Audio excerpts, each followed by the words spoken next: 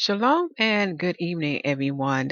This report is long overdue. I ask you to forgive me. I just had a full schedule in this past week, and just had some things going on, y'all. But all praise to the Most High. It is done. The seventh month is up for you to review, so you can compare to your records as well. I first like to give honors to our father YAHUAH, for he is the God of Abraham, Isaac, and Jacob. Also giving honor unto his son Yahusha The Messiah, for he is the second Adam, the Messiah, known as the Anointed One. He is the door of the sheep, which is represented by the Hebrew letter Alef that can be found in Psalms 119. And he's also the iron, which represent he is the fountain of the living waters, and he is the light slash eye of the body. And lastly, giving honors to our mother. Yes, we have a mother, and she is known as wisdom, for wisdom is a spirit, just like the living word is a spirit, which is Yahusha, and our father is a spirit. So what's done in heaven is also done in earth. This is why the Messiah says this about our mother who is in heaven, that wisdom shall be justified by her children, meaning that she is not made in vain, for she is created by the Most High Yah. Okay, and you can see her throughout the Torah, through the writings of David, Solomon, as in the Apocrypha, as well also in the New Covenant, known as the renewed marriage. Okay, so she shall bring forth, or she shall birth, or create, the children of the light, mysteries. And you can definitely see her heavily upon the Messiah. So what you see before y'all is a picture, because y'all, this is one of the deep months. Remember, I've been sharing with y'all that each month has a meaning. It's a message that the Father wants us to know. Okay, because it also will pertains to you as well as to the biblical prophecy, giving you understanding of the past, of the present, and what yet to come. So I have given this month another name. This month, which is the seventh month, and seven is a sanctified number unto the Most High. It's also a number to represent perfection.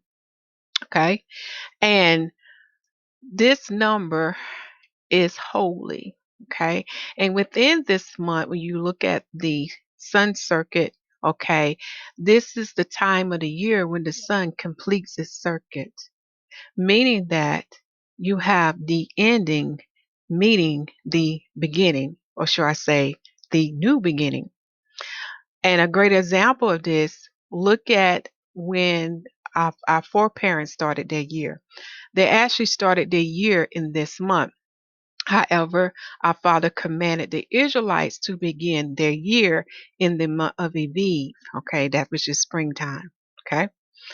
Oh, another example you can find that this was the beginning of years.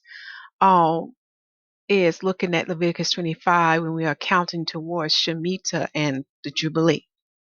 So, like I said, this is a very heavy month. Also, this is the month where the Anointed One is born. Because he came in the time when, what's his name, Tiberius was reigning. And see, Tiberius didn't start his reign until somewhere in the fall season. If I remember correctly, it was sometime in September when he started reigning in Rome. Okay. He started as like a I forgot what they call it. It's like a something along with someone else. But then when that person passed, he continued in that position and established for a reign. Okay. So when you're checking history and the dates. So this is another month. This is why we have Feast of Trumpets. Is to announce the coming of a king, because when he first came into earth, he came as a lamb. But now when he come back into the earth, he will come as a lion with the rod of iron.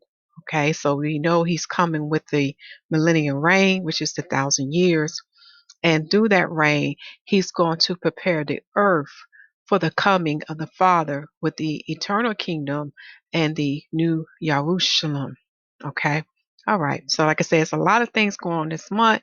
So, this is why I'm stressing unto everyone You cannot get this through videos. You cannot get this through social media channels. You're going to have to spend some time with our Father in heaven. You're going to have to submerge yourself in the living word to see these mysteries, to see these messages that I'm sharing unto you. And also, we like to bid a shalom. Well, also, I like to bid a shalom to the bride of the Messiah, for you are made up of Israelites and Gentiles, males and females, bond and free, circumcised and uncircumcised, etc.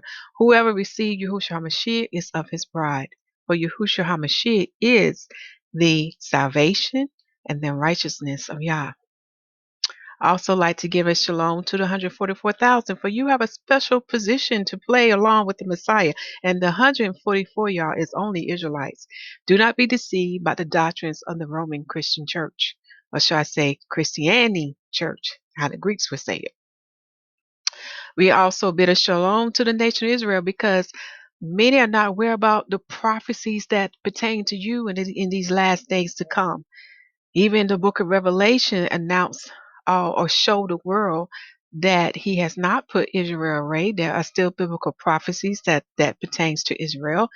But unfortunately, the fourth beast church, which is Rome, okay, which is ruling now under the rulership of my brother Edom, Esau, and those nations who have joined themselves to him, okay, unfortunately, they didn't give the whole truth. This is why they label our forefather Jacob as a thief, which is not true. That's a lie from the gates of the heaven. For the living word tells you he is the supplanter, meaning that he would take the place of his brother because his brother failed the test. See, what people don't understand, when you understand the history, when you go back to the foundation, which is Genesis, all our forefathers was told that the promised seed would come. And through that promised seed, which is Yahusha HaMashiach, then all of mankind can be redeemed back to the Father. Unfortunately, my brother Edom failed the test. He sold out so easily. So Jacob is not a thief. He bought the birthright fair and square. This is why Rebekah had understanding of the prophecy that was given unto her by our Father in heaven. And that's where it fell upon Jacob. Because through Jacob's seed, this seed that came through Jacob would put an end to Esau world and bring the next world to come, which is Jacob. Okay? So let us begin. So like I said, this is a beautiful picture because I like the shape of what's going around the earth. Because when you study first, second, third Enoch's writings, as well as the prophet Isaiah, as well as the work of Josephus, you will learn that the firmament, which is the first heaven, is in the shape of a circle, and it clothes itself around the earth, fitting very well like a hand fitteth a glove. Okay? And there's confirmation. All you do is go out in the heavens and look. Okay? And also with the rainbow, as written in Ben Sirach, chapter 43, it's also in shape of a circle. The sun is in the shape of a circle. The moon is in the shape of a circle. So do not be deceived by many false doctrines, because now the prophets have spoken to you through Moshe writings, through Isaiah, through Josephus writings, that the first firmament, which is the first heaven, that is a close around the earth, is a circle. It is a globe. Okay? It is a sphere. It's not a dome. A dome is half of a circle. Do not be deceived. Okay? So I want to make that clear. So let us go ahead and get this out the way, which is the title page. So I will be sharing some copyright material because it's very important for us to look at every one new moon findings, because it's been, like I said, it's been several years now since I've been keeping record too. And what I noticed, that many people turn a blind eye to all of the information. They tend to follow the majority, and we shouldn't do that. Right? We need to be honest, because through the Most High prophets that's speaking today, as well as the prophets of the ancient times, they have told us that these lights will manifest signs unto us. And some of the signs that are manifested unto us is letting us know that Israel, the true Israelites, are not restored in their proper place. So these lights will do things out of the order or out of the ordinary to get your attention O sons and daughters of Adam, to give you understanding of what the prophets of today, as well of the ancient, are speaking unto you. But many ignore the signs. But if you go on your foundation, Genesis 1:14 told you, these lights, the sun, the moon, and Mazzaroth, will be signs unto you. But many are not paying attention. Even the Messiah told you what? To watch and pray. So the title of this report is the seventh new moon report. The end meets the beginning. Do y'all hear me? The end meets the beginning. So those who have been studying the writings of the prophets, such as Enoch and many others who talks about his lights in the heaven, we understand what this means because we know that in the seventh month of the sun completes its circuit. Okay, it completes its circuit in the seventh month, letting us know that the end now meets the beginning. And I should say, like the new beginning, because when you're saying the prophecies to come, you will learn that eight represent new beginning. hmm Like I said, you begin to see things in the way the Father see, and you begin to see time is in the form of a circuit. It's in a circular pattern. Okay, and it's winding like a spring. So when the end meets the beginning, that new beginning point start a new circuit. And you'll see it in scriptures too. All right, let's begin. Now that we have that out the way, let's go to some citing reports first. Let's open up with that before we go to the calendar. So what I did on this form here that you will have access to, all you have to do is click on the link for the calendar. And at the top of the calendar are the links to the moon sightings. Okay. So this year I'm going to keep my referral, like people sites I go to look at their moon sightings. Now, unfortunately, some who report to me, they don't have a website. So, no, you still would have to come to this sheet to see what are their reports. But however, the majority of others, witnesses that I go to, they do have a site of their own where you can see their sightings. Okay. So let's go to renewmoon.com. That is the site that reports the moon sighting worldwide. Okay.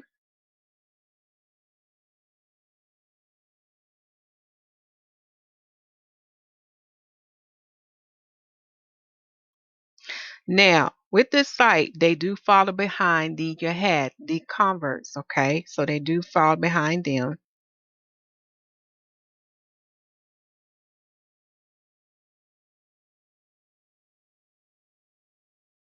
So what you see now, the east and the west saw the new moon on the same day together. So this month we have no variation, okay? Far as the majority agree that this is the new moon day. However, the Jewish do not follow the formulas that was given unto the prophet Enoch, which is the 358 rule.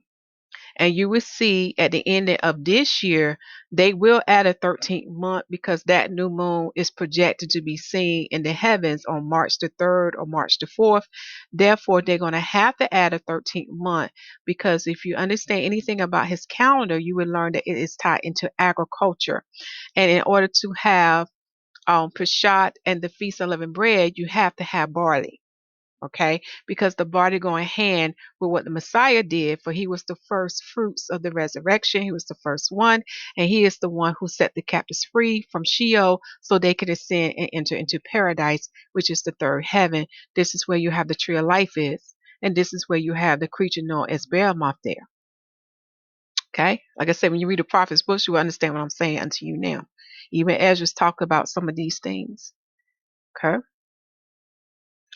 So you begin to understand that the physical, which is the earth or earthly things, go in hand with the spiritual things or with the heavenly things. These two realms are connected together. Everything will line up perfectly. Just like in the days of Joshua, he had the manna to cease. which was on the week 16, and that's the same day when we have the sheaf-weight offering, representing what the Messiah would do when he would ascend to his Father and sit on the right hand of his throne, showing that his work has been completed and he has set the captives free, presenting them as a holy sanctified offering unto the Father, where the Father can receive them. Okay, so with the Jewish, they do not follow the prophet formally. So when they add that 13th month, it's going to fall in the 6th year, not in the 5th year, but in the 6th year. And there's many videos on the channel that has their records that will show you their pattern, and you will see they do not follow the instructions of Yah. Okay, very important. Remember, these things are given unto his prophets. His prophets are your mouthpiece. They're not going to leave you astray. The prophets of Yah, they are given unto you so you won't be confused. Okay, so on this website, you will see they follow behind the Jewish. So this is why they have this as the 8th new moon. But according to those who are following the prophets of Yah, we will have it as the 7th new moon. So the new moon was seen in Australia, India, Texas, and Oklahoma. In Israel, it was witnessed in Tiberias, Haifa, and Jerusalem. This is modern day Jerusalem of the Amorites. Remember, there's 2 Jerusalems. Okay.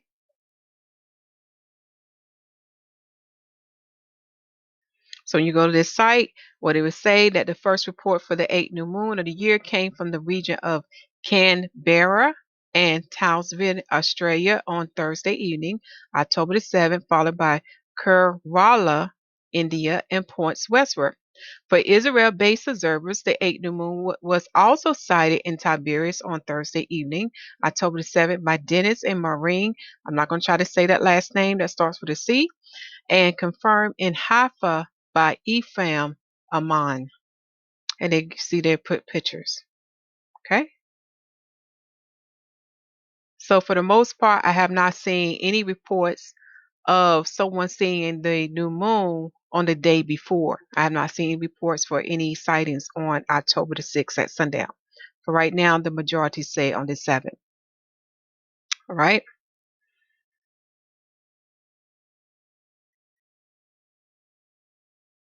Now, Brother Hashur also seen the new moon on October the 7th. And here are his findings, and you can take your time to pause your screen to see that. This is from the Israel, showing you their picture of their new moon sightings.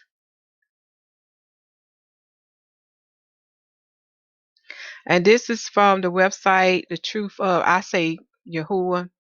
I don't pronounce it the way they pronounce it, but this is their website.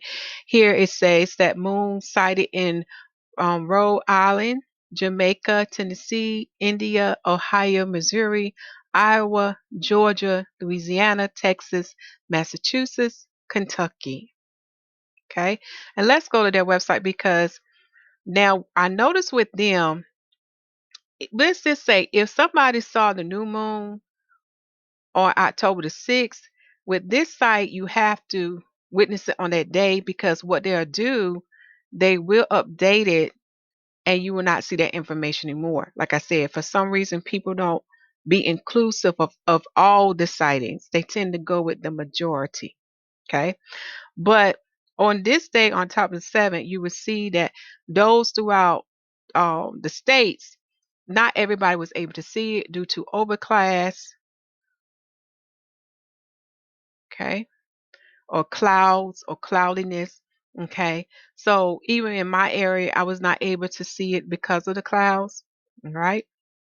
And that's very important, because we need to find out why some was not able to see it.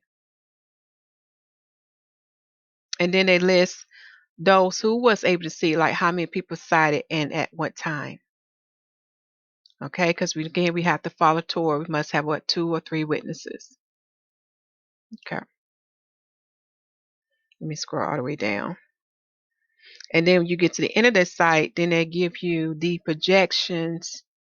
Let's see, do they give you the projections in this one? Okay. So and in their site they just give you more information about these 7 new moon, like comparison to sunset time to moonset time to see how far they are apart. And they let you know if it was easily sighted or not. Okay. Then as far as other sightings, they would list other areas that was able to see the new moon.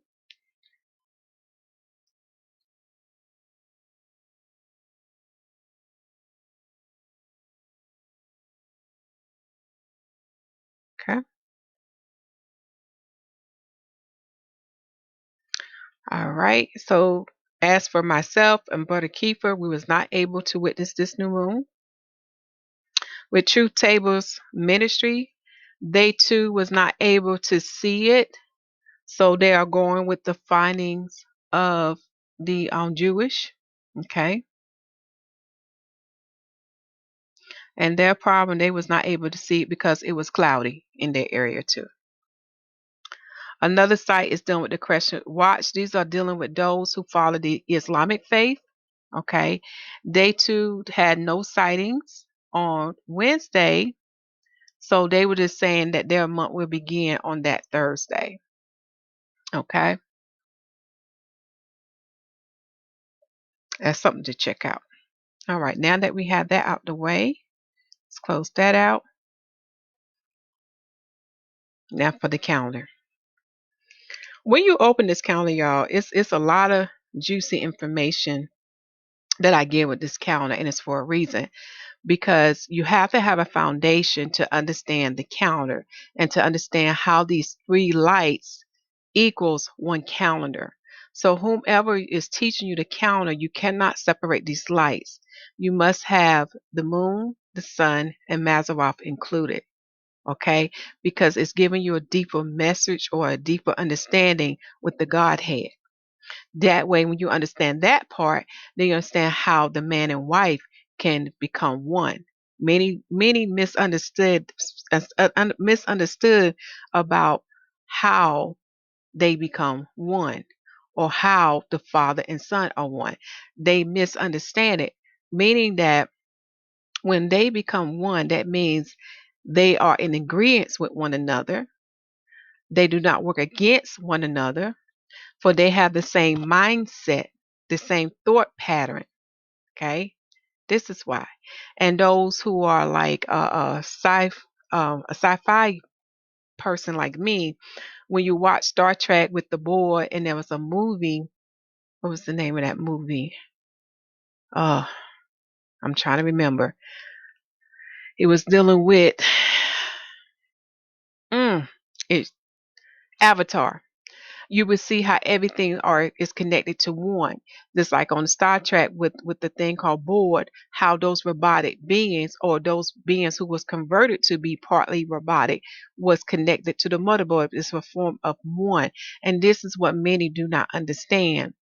They think that when they hear that the Father and the Son is one, they think they are one spiritual entity, like this one, but they're not understanding how they work together. Because even the Messiah tell you in John chapter 8, my Father who is in heaven taught me all things. So, like I said, you have to come in the whole Bible book to understand what those scriptures are saying. So when we look at the calendar, y'all, now we are in season 3. We are approaching to the third harvest. Remember, there's 3 harvests, and these 3 harvests does relate to biblical prophecies. So the first harvest has came to its fullness. That's the barley harvest that has already taken place. So now we're in the phase of the second harvest, which is the wheat harvest. Okay, to come. Now, with the third harvest, that is the Feast of Tabernacles. That is the last gathering. So that would give you understanding with Isaiah 11 when he said, I will send my hand out again a second time. Read that along with Revelation 12. You will see there are 3 groups. That is the bride of Messiah, the 144, and the nation of Israel. There are 3 groups. Okay. And each of them have a certain characteristic. So just like there's 2 wilderness, there's one in the heavens and there's one in the earth. And Enoch revealed it too. And Torah will back me up. Torah revealed it too. Like I said, it's so much in there. All right. So we are in the third season, which is fall. Okay, so we are in the season of fall. And remember, we have 3 months for each season because it pertains to the flood. All right. So this is the last time to harvest because now we have to start preparing for winter. Because winter is very harsh. So when winter come in, it is time to rest from your labors and to enjoy the fruits of your harvest. Okay. So the third Sodom feast is the Feast of Tabernacles, known as Sukkot. Now, in the 7th month, this is when we start. This is when we can upgrade our records now. So now, when I believe the ninth day of the 7th month is the ending, okay, of that year. So the 10th day will start a new year, okay, of the 7th month.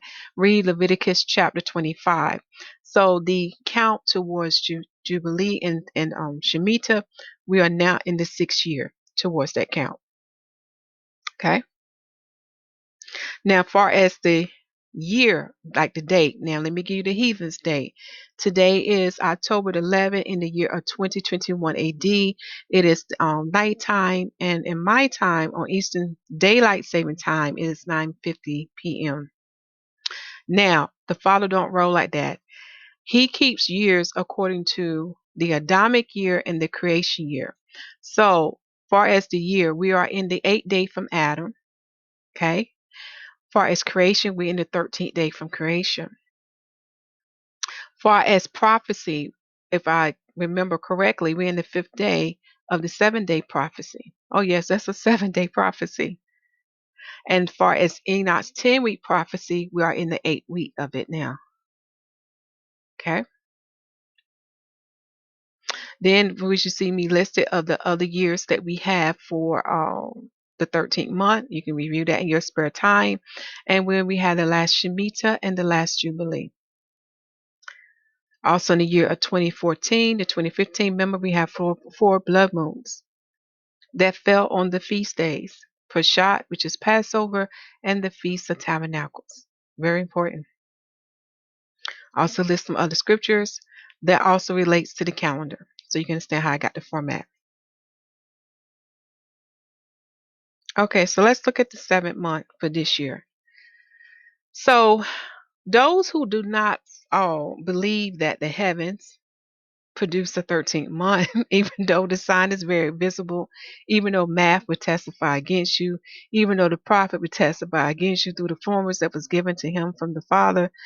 So I keep a record of them too, so they can see the error of the way. Okay. So those who didn't add a 13th month in the year of 2015 to 2016, they're now in their 10th month. It's simple math. Moon has lesser days in this year. Therefore, it will start before the sun. And those days will keep building and building up until you're out of order, you're out of season. Now, those who are falling behind the Jewish for this year, they didn't have a 13th month in the year of 2020 to 2021. This is why they are in their 8th month and we're in our 7th month. Now, far as the name of the 7th month, in the Hebrew tongue, we say Ethanim. In the Babylonian tongue, they say Tishri.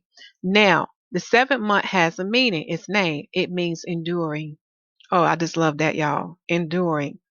Because we ought to know, he that endured to the end will be well rewarded, right? Enduring. This is the month where we have the end meeting the new beginning. Do you see how everything is connected? Okay. Far as the Most High Sabbath day, it falls on the heathen day from Thursday to Friday for this month. Remember, the heathen's calendar do not follow Genesis 1:14. It is totally out of order. So when you look at the 1582 era of Italy, and then I think it's the 1752 era of America, you would see when they try to correct their calendars because they was losing time and the sun was way ahead of them, they started on the wrong day of the week. So, right. So as of now, your whole weekly format is screwed up. In other words, it can't give you the Sabbath day anymore.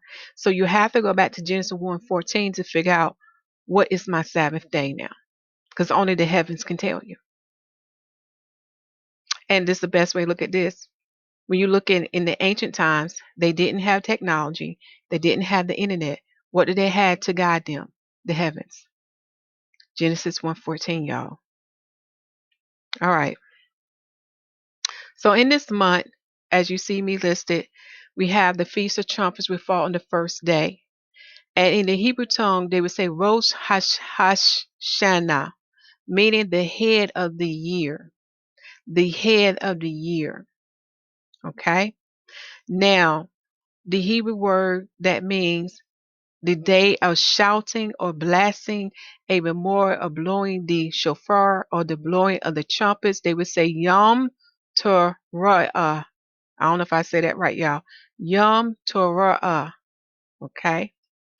Now, the Hebrew word that means the day of awe is Yamin Norah. I am, if y'all, like I said, my tongue is not good. But when we look at the Feast of Trumpets, this is something that I want to point out to you. Okay. These are, different names that are associated with the Feast of Trumpets during that day.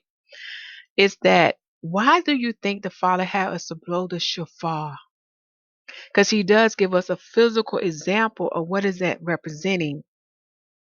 When we look at Joshua chapter 6, we see that after he had them to march around Jericho for 6 days, that's in the 7th day, that's when he had them to blow the shofar.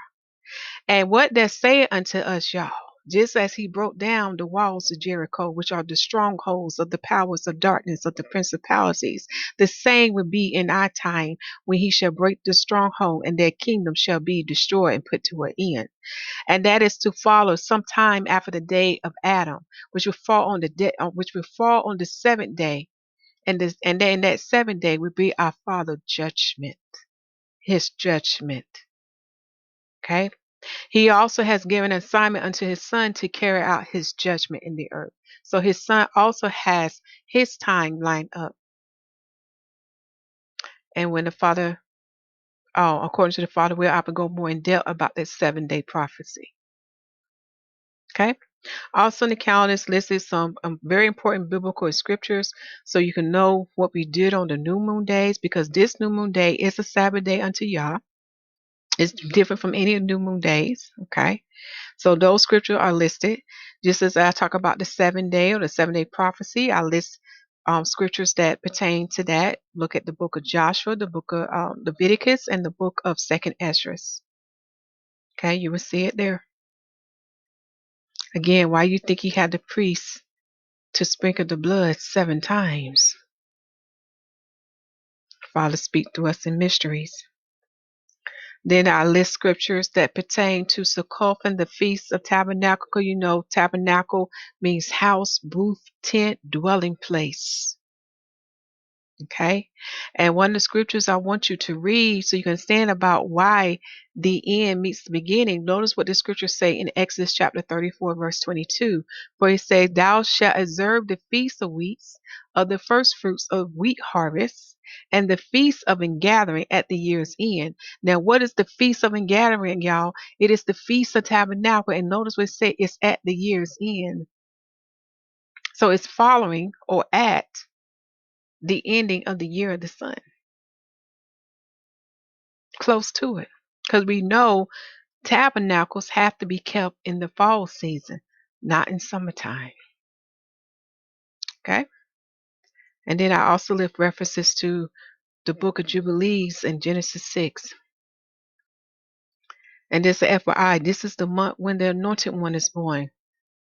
Think about it. Feast of Trumpets to announce the king coming into the earth. For he is the King of kings. He is the Lord of lords. Everything just lining up. All right.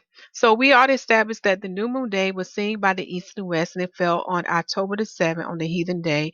And that new moon day will end on October the 8th from sundown to sundown. And on this day, we have some biblical events, okay, and some holy feast days. So this is known as the Feast of Trumpets. It is a day of rest unto the Father. It is a holy convocation day where we assemble ourselves to worship him. And on this day, we are not to only offer the Feast of Trumpet offerings, but in addition to that, we also supposed to offer the daily sacrifice and the monthly offerings as well. According to my research so far, this is also a day of fast, for it's a Chifa feast. Like I said, there was a biblical event that happened on that day. An Israelite was killed on that day. Okay, something to check out. As far as the event of the flood, this is the month when he told Noah to build an ark, and this is the same month after the flood. That's when the waters from the face of the earth begin to dry, and that was in Noah when he was 601 years old. Something to check out. Read Genesis chapter 8, y'all. As far as the date of the sun, this is the sun's 7th month and 15th day, and this is the moon first day in this month. All right, now let's look at the first week. In the first week, we have the moon increasing in light, so the moon is waxing, and it falls on the 6th day, which falls on the sun's 7th month and 20th day. On the heathen day, it falls on October the 12th to October the 13th from sundown to sundown. Okay. As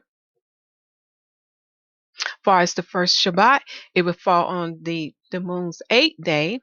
Far as on the sun, it falls on the sun's 7th month and 22nd day.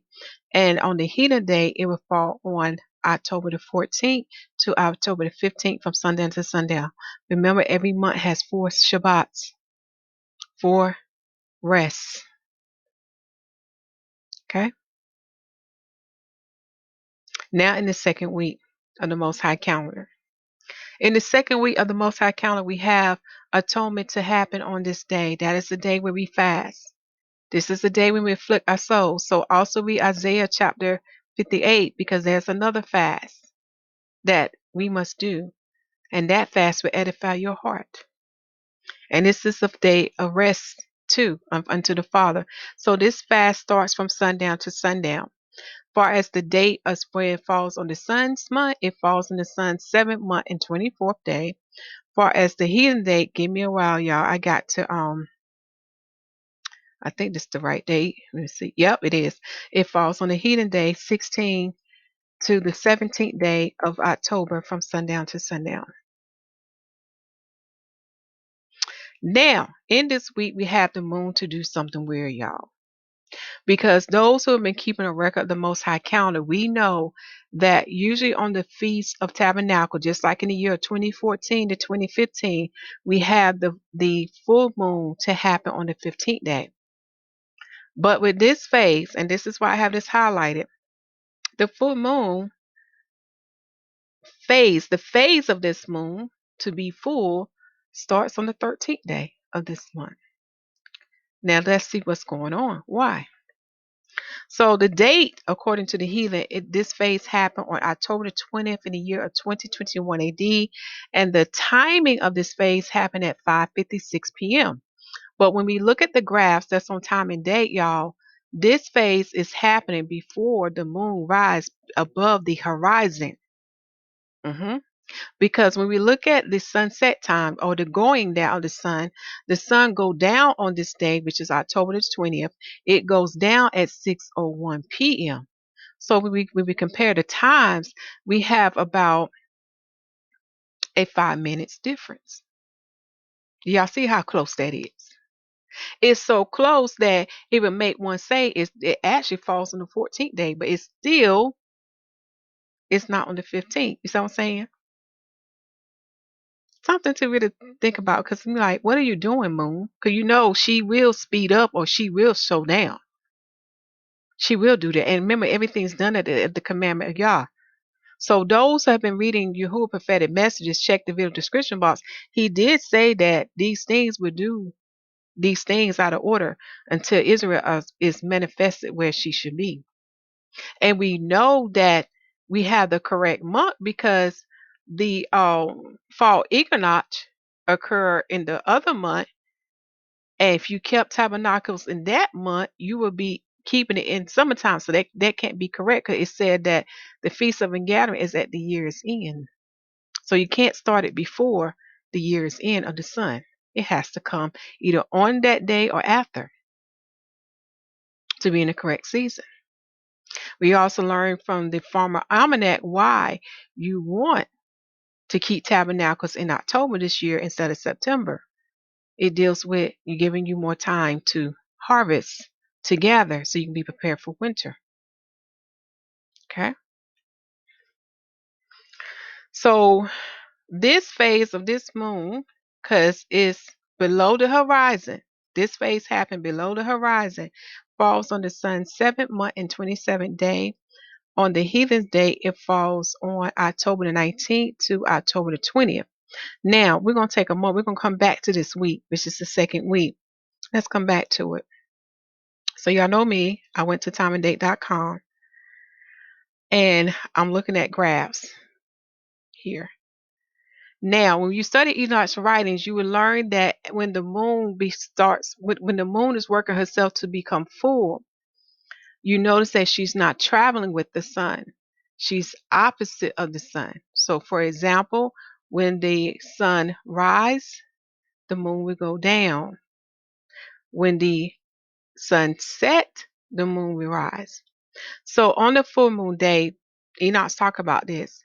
It says that she will rise in the east while the sun sets in the west. And when morning comes, the sun will rise in the east while the moon sets in the west. So this is why when we look at this graph on timeanddate.com, and matter of fact, let's go there now so you can see the graph effects better, because this is just a picture.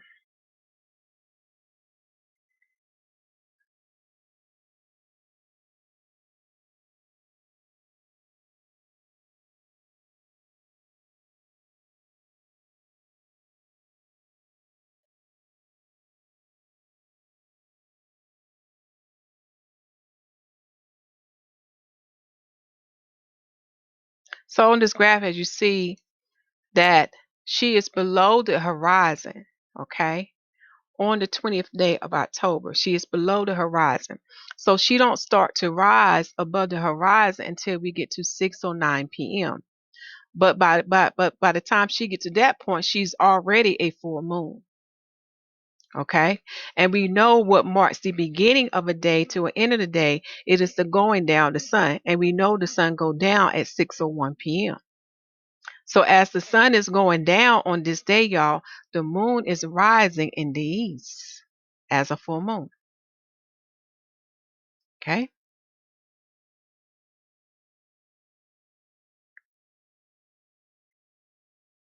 So that's why I put that graph here.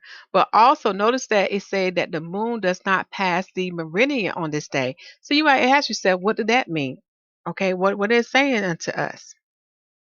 Okay, this is why we don't have a illumination percentage here. Okay, so I took a picture because it says that data is only calculated for days where the moon passes the meridian. Now, what is meridian? It it goes, okay, what is meridian? Meridian means that the moon typically that okay, sorry. Meridian means typically the highest point in the sky. So when we look at the heavens in the south part, because remember, east is in front of us, west is behind us, and to our right is the south. So when you look at the south, this is where we can see these lights. Okay, this is how visible they are throughout the day. So when you look at the south, um, when you look at the sky, there is a high point that these lights will reach to. Okay, but it says that on this day, the moon does not pass the meridian on this day. So it don't reach us in the highest point in the sky. Okay. So this is why you won't see that data calculated here like they did for the other days, because they just told us that this data is only calculated for days where the moon passes the meridian. So this is why we have no information here. Then it goes on to say, this does not happen today because it usually takes more than 24 hours between each passing. So the previous time was late the day ahead, and the next time is early in the day after. So, how I am interpreting this information, all we have to do is go back to our calendar. Okay, but before I go back there, let me show you the graph for the sun. As you see, the sun is doing opposite of the moon. So While the moon is while the sun is above the horizon, the moon is below the horizon. So when the sun go down, that's when the moon rises. Okay? So the moon rises at 6:09 p.m. So we look at it, the difference between the sun and the moon is 8 minutes. 8 minutes difference. Okay? So the sun would go down at 6:01 p.m. This is the Israel time. And then the moon will begin to rise at 6:09 p.m. Okay? This is why one would probably say that it should fall on the 14th day of this month for this year, but we're gonna go by the time. Okay? So the time of this phase of the full moon happened before sundown. And because it happened before sundown, this is why I have it on the 13th day instead of the 14th day. However, those who keep record of the Most High calendar, we know that Feast of Tabernacles fall on the full moon day. So this is letting me know that the moon is doing something different here, y'all. Remember, she can slow up and speed down. Because I think it's very ironic that when you look at the first phase of the moon, I'm talking about in this first week, and compare it to the second week phase, notice here, what is 6 plus 7? 13. Why did it do that? Because usually in the second week of the moon, it usually falls on the 14th or 15th day. That's something for us to ask our Father. In due time, He will give us understanding of that. But I'm taking this as a sign. The moon is manifesting herself. She's telling us something here. Okay? Again, remember 2014 and 2015 with the blood moons. That is your proof and confirmation that a full moon fall on the feast days. But this year it didn't. Why? And we know we have the correct season because it comes after the equinox, the fall equinox. In other words, tabernacles are kept in fall time, not springtime. So that's something for us to go before our Father. And in time, He will reveal it. We just need to be patient. But for right now, read YAHUAH prophetic messages. He talks about this in his prophetic messages and also through Enoch's writings. Okay? So the Feast of Tabernacles this year will start on the 15th day. Remember, this is a 7-day feast ending with another day added, which is known as the Great Day. Okay, so the first day of the Feast of Tabernacles fall on the 15th day of the moon, which will fall on the sun's 7th month and 29th day. And for this year, it fall on the heathen day, October the 21st to October the 22nd from sundown to sundown. Now, this is a day of rest unto the Father. Okay, it is an 8-day feast going on, y'all. So this is the first day of the 8-day feast, and this is a holy convocation day. Remember, there's no buying and selling on the Most High holy days. Okay. Now, for the third week of the Most High, 7th month. In the third week of the Most High, 7th month, on day 16 of the moon, we have the sun enter to the 8th sign of Mazzaroth that the heathens call Scorpio. Okay. And when this happened, on this day, as written by the prophet Enoch, this is the sun last day of the 7th month. So it makes the 7th month only to have 30 days now. Okay. So this is the sun 7th month and 30th day, which fall on the heathen day from October the 22nd to October the 23rd from sundown to sundown. So the first day of the sun's 8th month will fall on the 17th day of the 7th month of the moon. Okay. And falls on the heathen day, October the 23rd to October the 24th from sundown to sundown.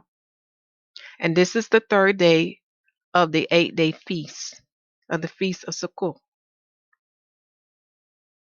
As we continue in the third week of the Most High calendar month, when we get to the 22nd day, which is the third Shabbat, okay, known as the Great Day or the Day of Restraint, this is also a holy convocation day. So it is a high holy day unto Yahuwah, just like the 15th day is a high holy day because we have a Shabbat on that day and we have a holy feast day.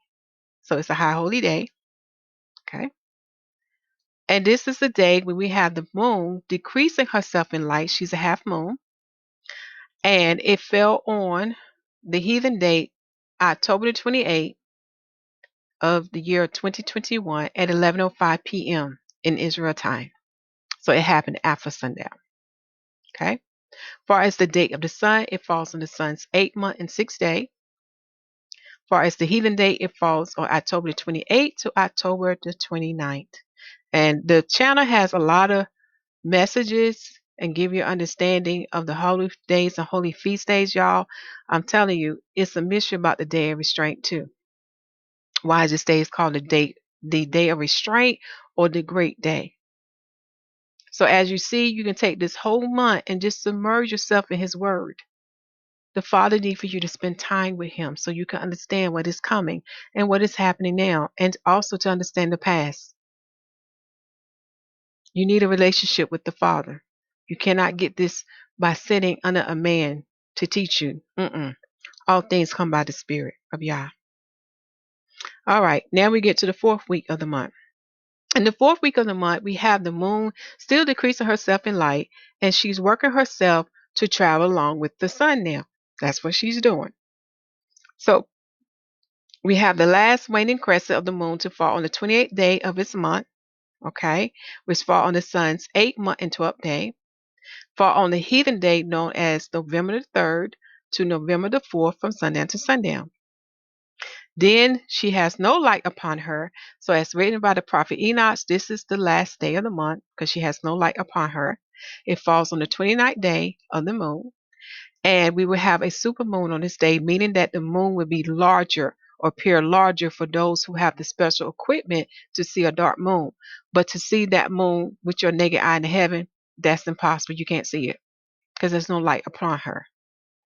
So they said that she would be closer to the earth, appear bigger. Okay, that's why they say it's a supermoon. It falls on the sun's 8th month and 13th day. Far as the heathen day, it falls on November the 4th to November the 5th from sundown to sundown. Okay. Now, I forgot to mention, when the sun enters to the 8th sign of Mazzaroth, this is what will happen on this day.